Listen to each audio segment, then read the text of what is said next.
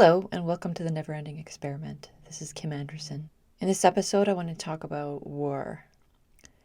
It's a pretty big topic, but I think that it's really important. It's something, obviously, that we are looking at now globally. We've probably never stopped looking at it globally, maybe since World War One, but it's definitely a very different situation now than the world wars that have happened in the past. It definitely feels like the situation that we were in after World War II is now coming apart. You know, one by one, countries are changing and altering how they do things, how they see themselves, what their identity is, what their perspective is. And that's leading to the possibility of new alliances and new problems.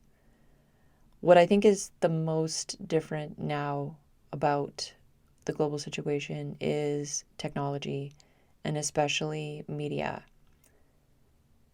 Back in World War II, propaganda was an art and a science already. People knew what propaganda was, they used it. They had television, they had film, they had ways of communicating through the radio to the population, whether it's the national population or even globally, in order to influence people. Right. So that situation has become so much more extreme. I think one of the dangers that we're falling into has to do with the idea of history repeating itself. Because although history repeats itself, it never does so completely. There's always alterations. That's why what's happening now isn't so much a repetition of what happened in World War II, it's a continuation.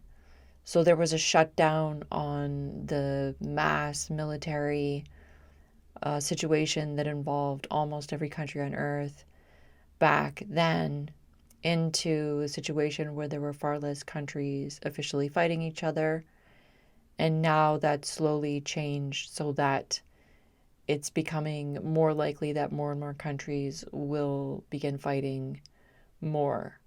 And the thing is that's so different is that it's not repeating itself in the exact same way. It is continuing on from where it left off. So if we look at that situation, Nazi Germany lost the war. A lot of the fascist regimes were taken down. But that, of course, was incomplete. Then we saw the rise of communism, and it started to look a lot more like fascism than anybody expected.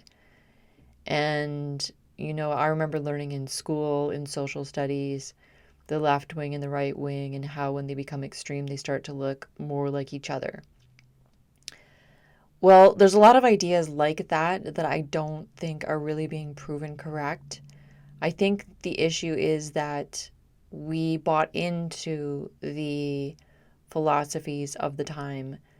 Fascism was created. It was a philosophy that people genuinely believed in and they thought was a good idea, and they promoted it. So it wasn't that fascism was defined outside of the people who called themselves fascists. They created fascism in their own philosophy and they promoted it. So nowadays people get called Nazis and fascists really, really easily for a lot of really minor things. Pretty much anybody who shows any kind of idea that seems a bit extreme or controlling can easily get called a Nazi or a fascist. The word fascist gets thrown around all the time, but it doesn't really prove that fascism is coming back or that fascism is seeing a resurgence. I think that we have to acknowledge that the philosophies of today, although they follow a lot of patterns and parallels from the past, are simply not the same. And the other reason why I think that, and this is because I did fall into a lot of the common leftist ideas that are still very common, But what I started to understand is that they didn't really work very well, and they weren't really what I thought. Making comparisons and parallels can be helpful, but they often do fall apart. Like if we look at colonization in the Middle East, especially, the fact is there's been so many layers of colonization, so many past empires that will make your head spin to go through all of them. And yet people will still spend all day, days even, weeks, arguing about who's indigenous and who's colonial the most in various parts of the Middle East. And it's an impossible discussion. It will end up reflecting more your subjective perspective than anything genuinely objective. This is the thing, is like if you're not Israeli and you're not Palestinian and you have a strong opinion about this, you are adding fuel to the fire. You're not calming the fire down. You're not changing the situation. You are making it worse. It's a pileup. And then, of course, if you go back further in time, what you start to see in Eurasia, especially, is that the Middle Eastern religions were really the origin of why everything became so colonial. Like everything kind of expanded from that point, but then also contracted so that people would come out of the Middle East with these philosophies, convert everyone to these Abrahamic or patriarchal religions, and that would increase violence, that would increase the religious fervor and obsession. And because these religions are based in history, it creates an obsession with history and feeling that your version of history is right. So it's not so much that history repeats itself, it's that everybody in these religions are intentionally repeating history and intentionally trying to implement prophecies that are in these so called holy books, which are really just history books. The history of how patriarchy took over. And how patriarchy took over is through violence. So the only inevitable outcome of any of these religions will be violence, either ongoing continued violence or the end of violence through a war so big that it wipes it all out. And a lot of people believe that's supposed to happen. Now, I think that they're, because they're purposefully implementing these prophecies, and of course, this is how the United States is also deeply entrenched in this because of the extreme Christianity. So the war between the Abrahamic religions and also between the Abrahamic and the Dharmic religions, right, Hinduism and Buddhism, have formed just like a massive part of our history for thousands of years. All of Eurasia has been wrapped up in this. Africa as well, which is now pretty much split between Christianity and Islam.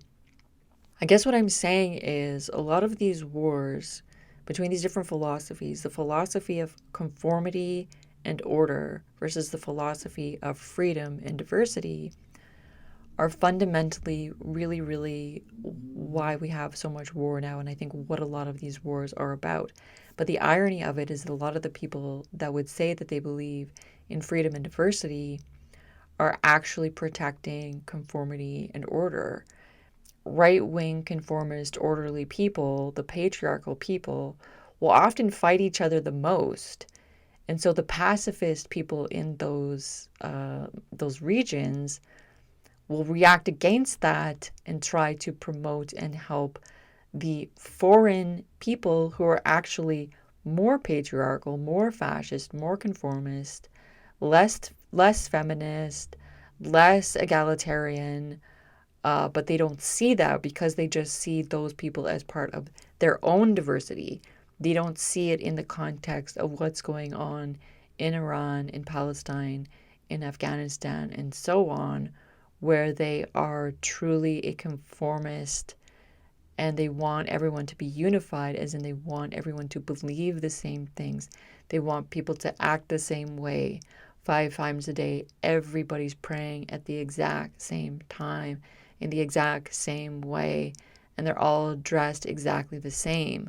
They're working as a unit. This is a mind control device. This is the core of where fascism came from, to have everybody believe the same thing and behave the same way. Now, I'm Canadian, so the whole philosophy behind Canada is extremely different than that, right? It's all about diversity. So, this is just the irony that I'm pointing out about how people get so caught up in these foreign conflicts without truly understanding how complex the history is, and they keep trying to simplify it and simplify it and simplify it. This comes down to one of the core issues with the media right now, because the media is very, very controlled. And I think this is what's so different about this global situation and the potential for a global war right now, is that a lot of people are still not aware of how much the media is being controlled right now because of the internet, not despite of it. There's more and more people that are calling for more laws to control what's going on online, for more oversight into how much a very small group of very rich, mostly men who are obsessed with technology, are trying to control humanity, and they're doing it with the intent of enacting the exact same type of society which I was describing, which is very, very conformist and unified, that everybody believes in the same thing. Everybody believes we must have as much technology as possible. The outcome of this is destruction, just like the outcome of the Abrahamic religions is destruction. It's written in the books, right? The history books, that the future is to have a global war which will lead to some rapture where aliens or angels or God comes down and like decides who's worthy and who is not. The problem with this way of thinking is that it's so simplistic. Again, simplistic thinking in a time of war is really going to cause more problems, because you're not able to take a step back and understand complexity, to understand nuance. There was a few things, like kind of advice, and a lot of it I'm just giving myself, but I wanted to sort of share like what I was sort of understanding, because I have in the past fallen into the simplistic thinking, which I feel is really, really not working and really not helpful.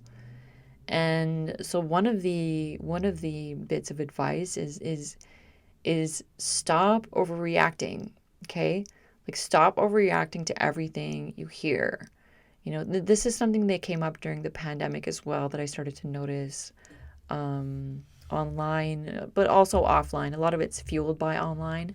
At this time in history when so many people are discovering that they're neurodivergent, part of that is a really low level of tolerance for stress. And what the media does is it is constantly trying to give you stress. It's constantly trying to motivate you emotionally. It's trying to antagonize you.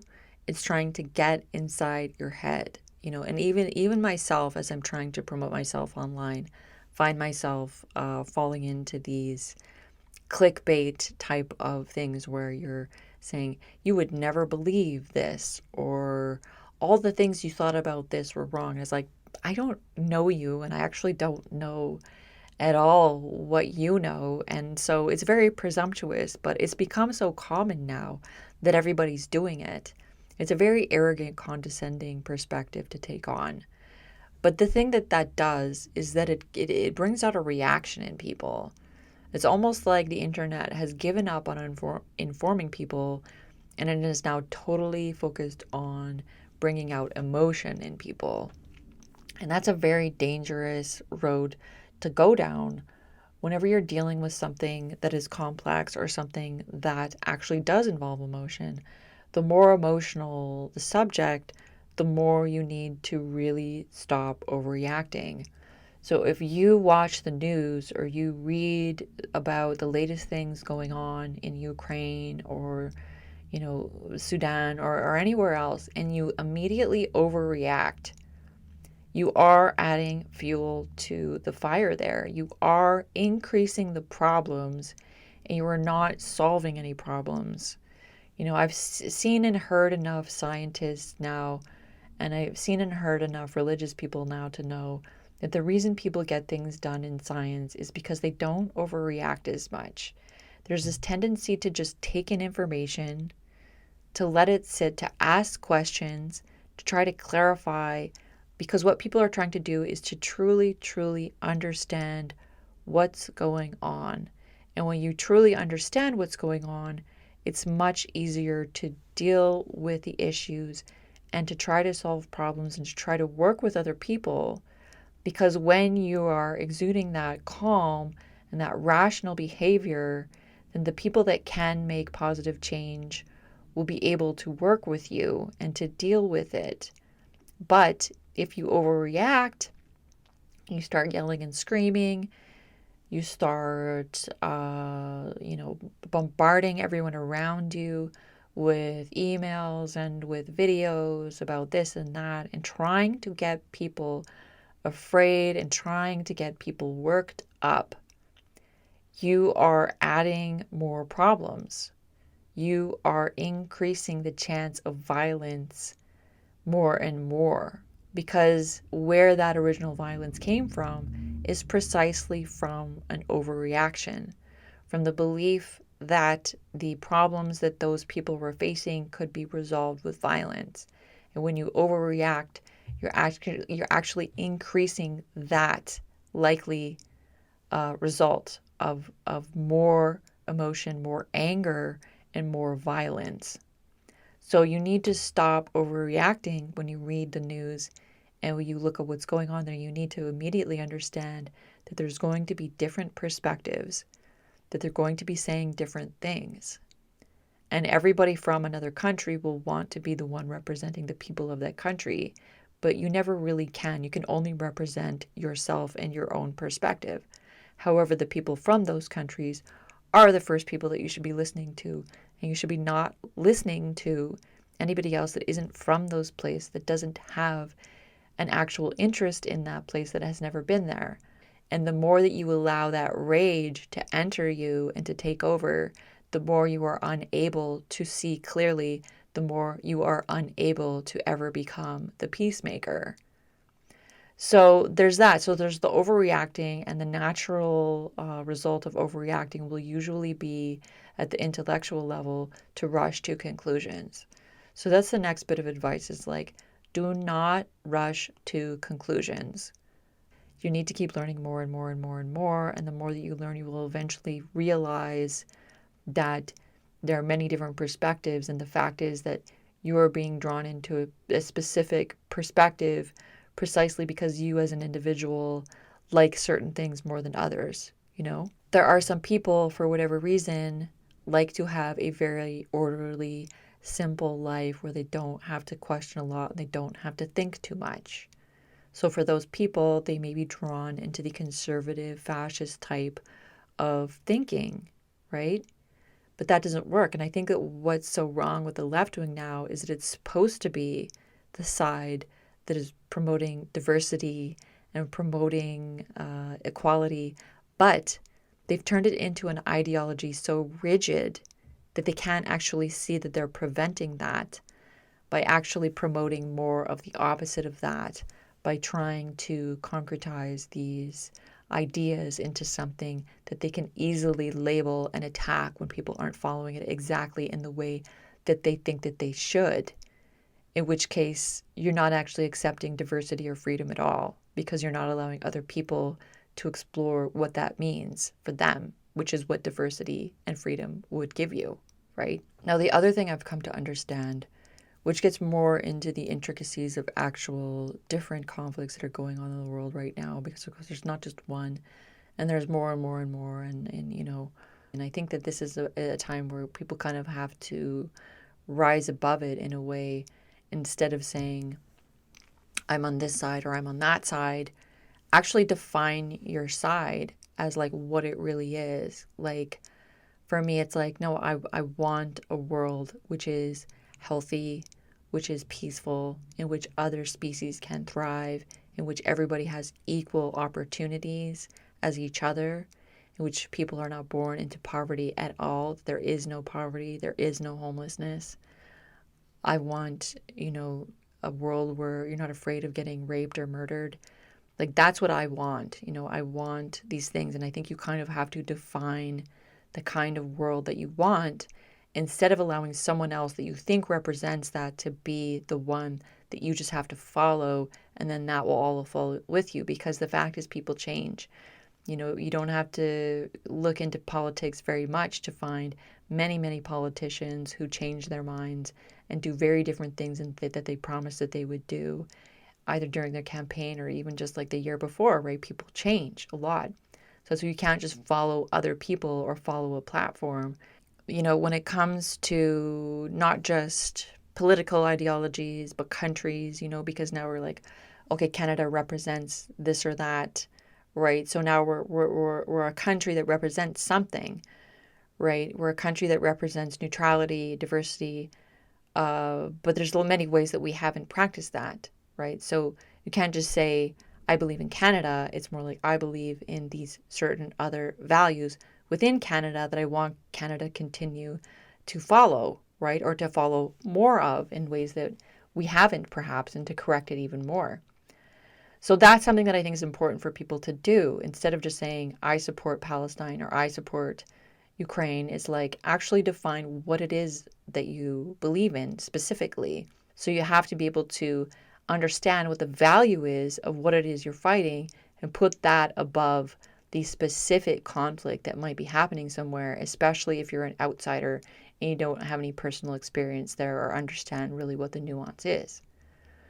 And so that brings me to the other point, which is the enemy of your enemy is not necessarily your friend. Now, this is something that has screwed so many people over throughout history. It's happened over and over again, and it comes from the alliances that are made in a very simplistic way. World War II had a bunch of countries on one side and a bunch of countries on the other, and those different groups of countries didn't necessarily agree with each other, and we saw a lot of those alliances collapse as soon as the war was over because they weren't really on each other's side in a fundamental way.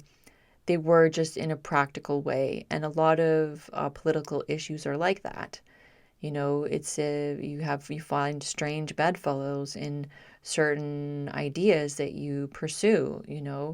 People will see the person attacking their enemy as their friend, but actually that person is often another enemy.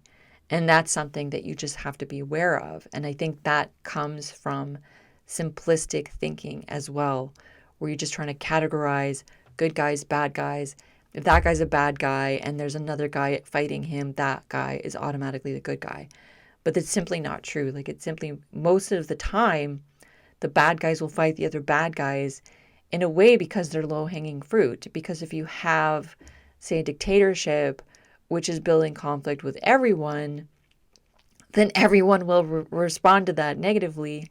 Then that guy's the enemy, and anybody who comes along and attacks that guy is going to be seen as the good guy when actually he's attacking a bunch of other good guys as well. So who's a good guy and who's a bad guy is rarely a very simple thing. The way I see it is most people are actually bad guys. They're mostly a little bit more on the bad guy side. But you'll find if you take apart their ideologies and their theories, you'll find some good guy stuff as well. And I think that sometimes when you're trying to create these alliances with other people, you try to wipe away the nuance and say, well, we're on the same side.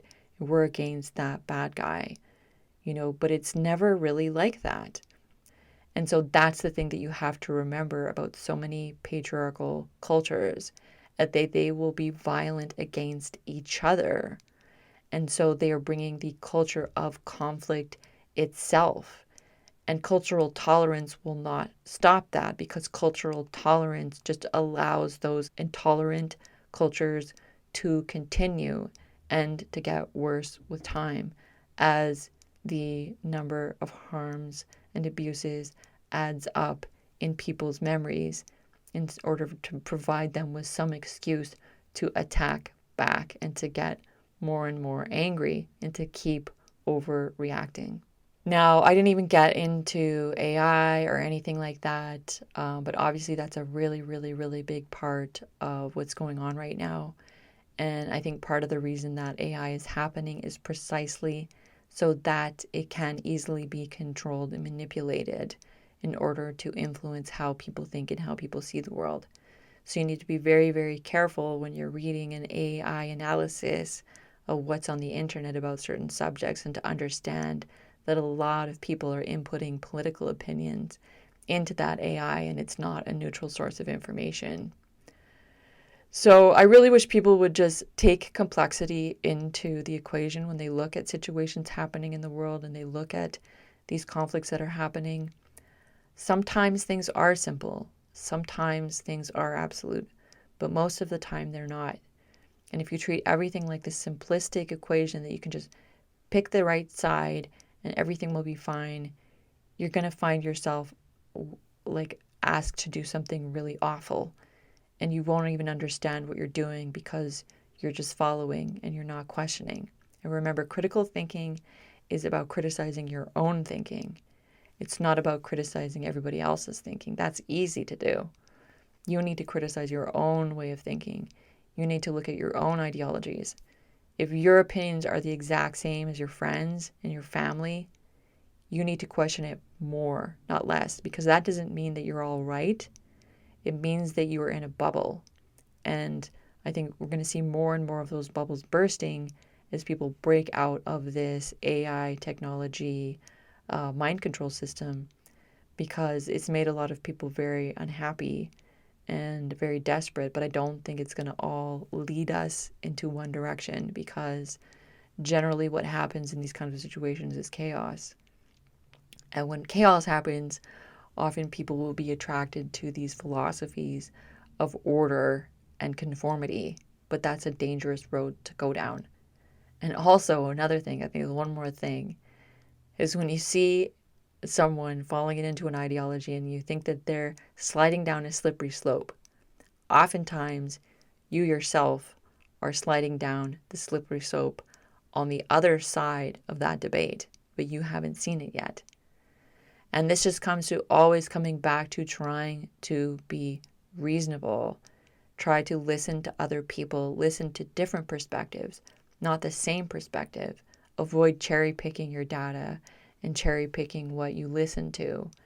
You need to purposefully listen to those ideas that are different than what you normally think. You need to purposefully look for people who are saying something different than what you normally hear. And I think in that sense, then that can bring us towards just a better way of life and better understanding what's going on in the world. So that's a little bit of what I have, come to think about with war. It stresses me out sometimes to see how angry people get. And if I, promote a neutral centrist opinion on some issue that they think should be extreme, it does make me very nervous. I don't want to be shoved into a category. But the fact is, when you're in the center right now in very polarized debates, a lot of people on those extremes will see you in the center as being on the other side. When a lot of times the people in the center are the ones who are really seeing the situation more clearly. And I don't pretend to see the whole situation more clearly. I have my vested interests in seeing, women take over more and more power. I have my vested interests in seeing the population be reduced peacefully, not through war, but peacefully through lowered births. I have vested interest in seeing the plant and animal worlds thrive. I want to see other species thrive and for our ecosystems to thrive. That's what would make me happy, and I want to see equal opportunity and wiping out poverty. And I'm just saying this because I want to encourage people to really focus on the positive ideologies and the positive ideas of where they want the future to go. And anytime someone comes at you and tells you what the future is and you don't like what they're saying, understand that you don't have to follow them and you don't have to believe them, right? You don't have to believe everything that you hear. You also don't need to disbelieve it either. You can have different perspectives within your head and understand that you need to juggle those. because they represent different ways of being human. I hope you've enjoyed this episode. Please also check out my birth rate talks on YouTube. I'm going to be continuing with that. And I think this is episode 15, and I'm going to be going up to episode 20 on the never ending experiment. It will come to an end. Even though I liked the term never ending experiment, it didn't have to do with the podcast being never ending. It just had to do with the fact that life is an experiment and that experiment doesn't end. So, yeah, I hope wherever you are in the world, there's less war than there is now. And hopefully we human beings can figure our stuff out and stop being so stupid about it, because I think it is our own stupidity that leads us to war more than anything else. So this has been The Never Ending Experiment. This is Kim Anderson, and I'll see you in a couple of weeks. Thanks.